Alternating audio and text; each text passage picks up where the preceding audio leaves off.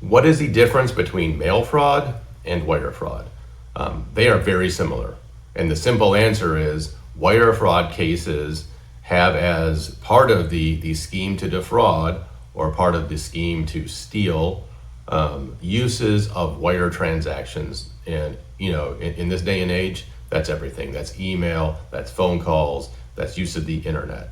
So a scheme to defraud that in some way uses or utilizes wire transactions and furtherance of it, simply moving money from one account to another or making phone calls to discuss a scheme or a text message, that is a use of a wire in the furtherance of a scheme to defraud, which federally is wire fraud. Mail fraud is very similar. It's also a scheme to defraud. However, rather than focusing on wire transactions, it focuses on mail transactions. So anyone who mails something through the Postal Service and some other mail services would also qualify under mail fraud. I think in the last 15 to 20 years, the use of wires has become so prevalent, largely through the internet and through cell phones and electronic banking, that it's almost rare to see mail fraud anymore. I think that's become more and more obsolete.